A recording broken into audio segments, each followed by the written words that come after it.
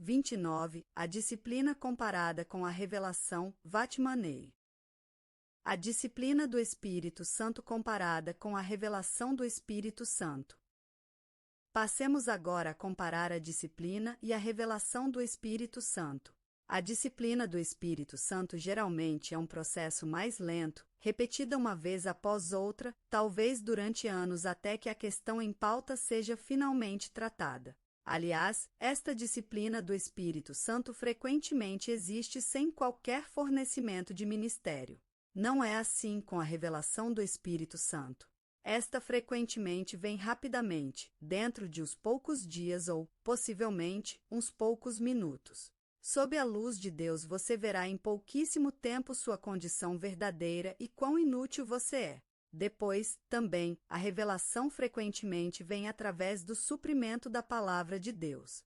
É por isso que a revelação do Espírito Santo se multiplica quando a igreja está forte e o ministério da palavra de Deus é rico.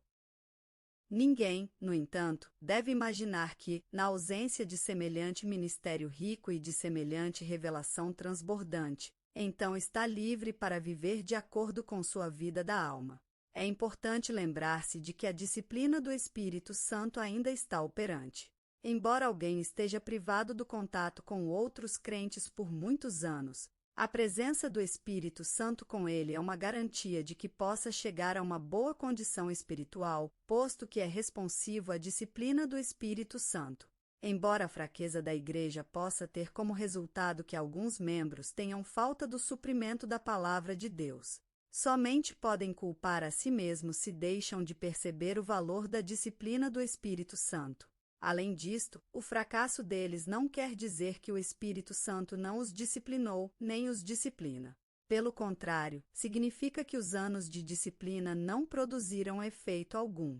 Embora o Senhor tenha ferido uma vez após outra, permaneceram ignorantes do significado disto.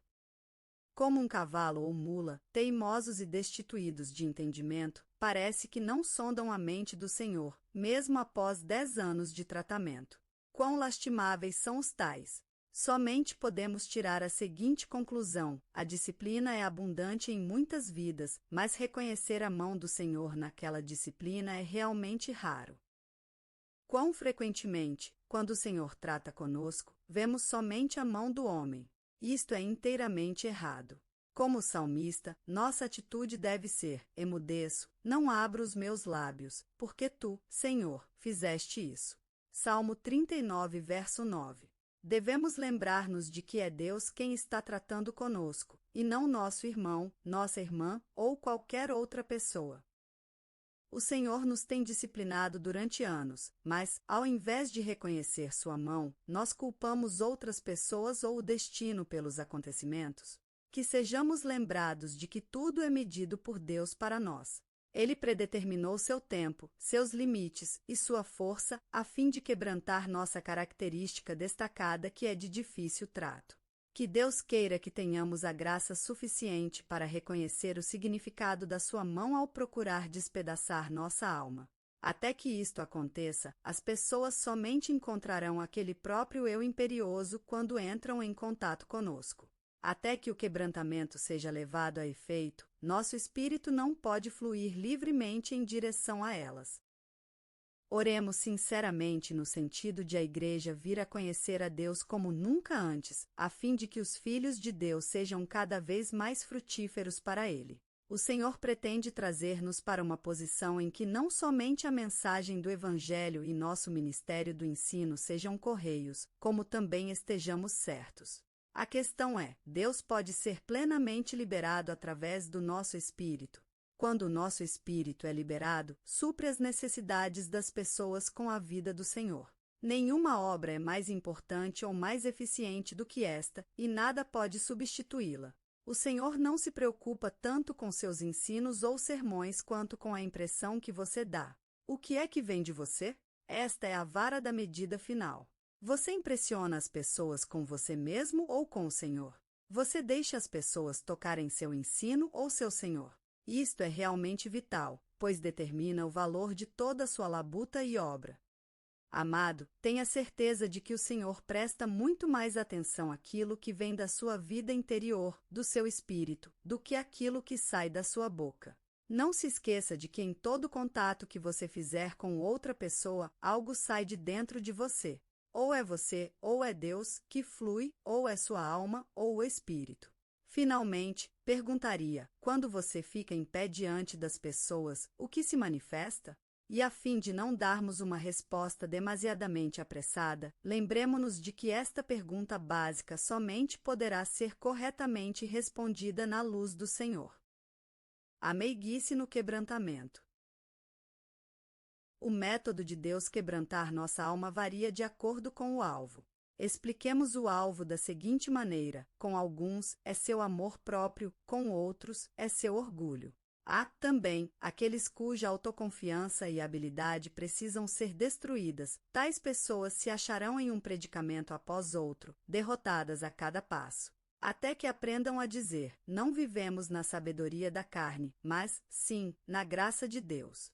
Além disto, aqueles cuja característica destacada e a subjetividade se acharão em circunstâncias peculiares à sua necessidade. E, além disto, há aqueles que sempre estão borbulhando com ideias e opiniões. Embora a Bíblia afirma, acaso há coisa que seja maravilhosa demais para o Senhor? Alguns irmãos sustentam que nada é difícil demais para eles. Jactam-se de que podem fazer tudo, mas, estranhamente, fracassam em todos os empreendimentos. As coisas que pareciam tão fáceis desmontam-se nas suas mãos. Perplexos, perguntam por quê. É esta a maneira de o Espírito Santo tratar com eles a fim de atingir o alvo necessário. Tais ilustrações mostram como o alvo do Espírito varia com o respectivo indivíduo. Há, também, uma variação no ritmo dos tratamentos pelo Espírito Santo. Às vezes, os golpes podem suceder-se um após outro sem folga, ou pode haver períodos de calmaria. Mas Deus disciplina todos aqueles a quem ama. Desta maneira, os filhos de Deus têm feridas infligidas pelo Espírito Santo. Embora a aflição possa variar, as consequências são as mesmas, o próprio eu por dentro está ferido. Assim Deus toca em nosso amor próprio, nosso orgulho, nossa habilidade ou nossa subjetividade, seja qual destes se constitui em seu alvo em nossa alma. Pretende com cada tiro contra o alvo enfraquecer-nos ainda mais, até que venha o dia em que somos esmagados e maleáveis nas suas mãos. Quer o tratamento toque nossa afeição, quer nossos pensamentos, o resultado final é produzir uma vontade quebrantada. Todos nós somos naturalmente obstinados. Esta vontade teimosa é apoiada por nossos pensamentos, nosso amor próprio, nossa afeição ou nossa habilidade. Este fato explica as variações nos tratos do Espírito Santo conosco. Finalmente, é nossa vontade que Deus quer atingir, pois é ela que representa nosso próprio eu. Deste modo, uma característica em comum destaca os que foram iluminados e disciplinados, tornam-se meigos. A meiguice é o sinal do quebrantamento. Todos aqueles que são quebrantados por Deus são caracterizados pela meiguice. Anteriormente, podíamos nos dar ao luxo de sermos obstinados, porque éramos como uma casa bem apoiada em muitos pilares. À medida em que Deus remove os pilares, um após outro, a casa forçosamente há de ruir. Quando os apoios externos são demolidos, o próprio eu não pode deixar de cair. Devemos, no entanto, aprender a reconhecer a verdadeira meiguice. Não seja enganado ao ponto de pensar que uma voz que fala suavemente indica uma vontade mansa. Muitas vezes, uma vontade de ferro se esconde por detrás da voz mais suave. A teimosia é uma questão de caráter, não da voz. Alguns que aparentam ser mais mansos do que outros são, diante de Deus, igualmente obstinados e egoístas. Para os tais, somente pode haver a severidade do seu tratamento até que não ousem agir com presunção. Pelo desígnio de Deus, os tratamentos que parecem ser externos tocam-nos até o âmago. Nunca poderemos levantar nossa cabeça nestas questões específicas. É decidido irrevogavelmente que nestas questões não podemos desobedecer ao Senhor, não ousamos insistir em nossa opinião. O temor da mão do Senhor nos refreia. É o temor de Deus que nos torna meigos. Quanto mais somos quebrantados através dos tratamentos de Deus, tanto mais meigos nos tornamos. Ver a verdadeira meiguice é contemplar o quebrantamento interior. Ilustramos o fato da seguinte maneira: depois de entrar em contato com certo irmão, você pode sentir que ele verdadeiramente tem dons, mas, mesmo assim, achar que ele não foi quebrantado. Muitos são assim, dotados, porém, intactos. Sua falta de quebrantamento pode ser facilmente detectada. Tão logo que você se encontra com eles, você sente um meio tom neles, você pode sentir suas teimosia. Não é assim com quem é quebrantado, há uma meiguice operada pelo Espírito Santo. Seja em que ponto a pessoa foi tocada por Deus, ali ela não ousa jactar-se. Aprendeu a temer a Deus neste ponto, e é transformada em meiguice. Note, por favor, como a Escritura usa metáforas diferentes para descrever o Espírito Santo. Ele é como o fogo e como a água. O fogo fala do seu poder, a água da sua purificação. Mas no que diz respeito ao seu caráter, disse que ele é como uma pomba, meiga e mansa. O Espírito de Deus incorporará sua natureza em nós, pouco a pouco, até que nós, também, sejamos caracterizados pela pomba. A meiguice, nascida do temor de Deus, é o sinal do Espírito Santo para o quebrantamento. As qualidades da meiguice. Uma pessoa quebrantada pelo Espírito naturalmente possui a meiguice. Seus contatos com as pessoas já não são marcados por aquela teima, dureza e aspereza que são as marcas registradas de uma pessoa não quebrantada. Já foi trazido ao ponto em que sua atitude é tão meiga quanto sua voz é mansa. O temor a Deus no seu coração naturalmente acha expressão nas suas palavras e nas suas maneiras. 1. Abordável. Há várias qualidades que caracterizam uma pessoa que é meiga. Ela é abordável, é tão fácil ter contato com ela, falar com ela e fazer perguntas a ela. Confessa prontamente os seus pecados e derrama lágrimas livremente. Para alguns, é tão difícil derramar lágrimas. Não é que haja qualquer valor especial nas lágrimas, mas naquele cujo pensamento, vontade e emoção foram tratados por Deus. As lágrimas frequentemente denotam sua disposição para ver e reconhecer sua falta. É fácil conversar com ele, porque sua alma foi quebrada. Aberto às opiniões dos outros, dá as boas-vindas às instruções e, nesta posição nova, pode ser edificado em todas as coisas. 2. Altamente sensível. Além disso, aquele que é meigo está alerta ao seu meio ambiente, visto que seu espírito pode facilmente sair e tocar o espírito em cada um dos seus irmãos. O mínimo movimento no espírito de outra pessoa não passa desapercebido por ele. Quase imediatamente ele pode perceber a verdadeira significação de uma situação, seja ela certa ou errada. Suas ações são bem consideradas, nem magoará os sentimentos dos outros com falta de consideração. Frequentemente persistimos em fazer coisas que, no espírito de outras pessoas, já foram condenadas. Nossa alma não é quebrantada. Outros sentem este fato, mas nós, não. Considere como isto pode ocorrer nas reuniões de oração, quando os irmãos e as irmãs podem sentir repugnância das nossas orações almáticas. Mesmo assim, não cessamos de falar monotonamente. Os espíritos dos demais irmãos clamam, por favor, parem de orar, mas permanecemos insensíveis. Não há correspondência aos sentimentos dos outros. Não é assim com aquele cujo a sua alma foi quebrantada, porque o Espírito Santo tocou naturalmente e operou uma profunda sensibilidade e pode ser tocado também pelo espírito de outros. Tal pessoa não ficará reprimida diante das reações dos outros. 3. Pronto para uma vida em conjunto. Somente estes que foram quebrantados sabem o que é o corpo de Cristo. Sem a meiguice, dificilmente estariam prontos para participar da vida no corpo. Começam a tocar o espírito do corpo, até mesmo os sentimentos dos outros membros. Se alguém não tem este senso do corpo de Cristo, é como um membro falso do corpo, igual a uma mão artificial de Cristo, que pode movimentar-se com o corpo físico, mas que não tem nenhuma sensação. O corpo inteiro sentiu este fato, menos ele. Nem pode receber com meiguice a instrução ou a correção. Um quebrantado, no entanto, pode tocar a consciência da igreja e perceber o seu sentimento, pois seu espírito está aberto ao espírito da igreja para receber dela qualquer comunicação. Quão preciosa é esta sensibilidade! Sempre que fazemos qualquer coisa errada, imediatamente a sentimos. Embora não estejamos livres de fazer coisas erradas, mesmo assim, possuímos uma faculdade que rapidamente nos aferroa. Os irmãos e as irmãs sabem que você está errado, mas mesmo antes de abrirem a boca você é trazido de volta ao seu bom senso pelo mero contato com eles. Você tocou o espírito deles, e isto lhe indica se aprovam ou desaprovam. Torna-se evidente que a meiguice, que é o fruto do quebrantamento, é uma exigência básica e que é impossível sem a vida no corpo de Cristo. O corpo de Cristo vive da mesma maneira que nosso corpo físico. Não exige a conclamação de um concílio geral para chegar a decisões.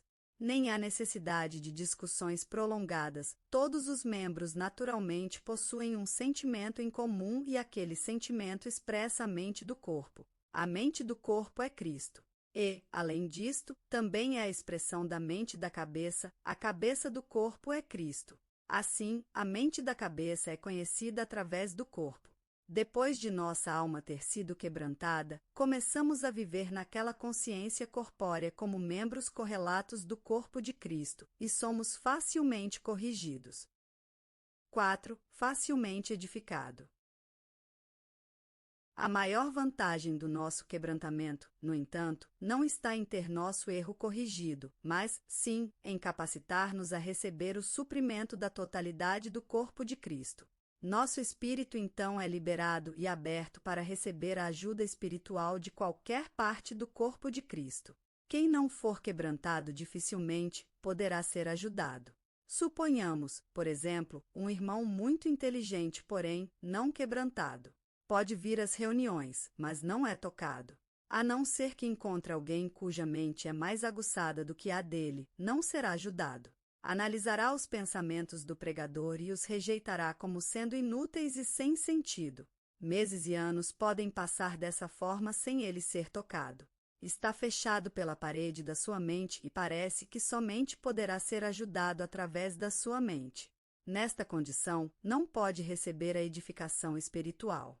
Se, porém, o Senhor entrasse e despedaçasse esta parede, mostrando-lhe a futilidade dos seus próprios pensamentos, ele ficará atento como uma criança àquilo que os outros dizem. Já não desprezará pessoas que parecem estar abaixo das suas habilidades ou capacidades. Ao escutar uma mensagem, fará uso do seu espírito para entrar em contato com o espírito do pregador, ao invés de focalizar sua atenção na pronúncia das palavras ou na apresentação da doutrina. Quando o espírito do pregador é liberado com uma palavra específica da parte do Senhor, o espírito deste ouvinte é refrigerado e edificado. Se o espírito de alguém estiver livre e aberto, receberá ajuda sempre que o espírito do seu irmão fluir. Lembre-se, porém, que esta não é a mesma coisa que ser ajudado na doutrina. Quanto mais o espírito de um homem tem sido tratado por Deus, tanto mais ajuda pode receber. E é verdade, além disto, que sempre que o Espírito de Deus se movimenta pela doutrina, pelas palavras ou pela eloquência, sua atitude está inteiramente mudada. É uma lei invariável, que à medida em que alguém é ajudado depende da condição do seu espírito. Agora, devemos compreender claramente o que significa ser edificado. Não pode significar pensamentos expandidos, nem compreensão melhorada, nem maior acúmulo doutrinário.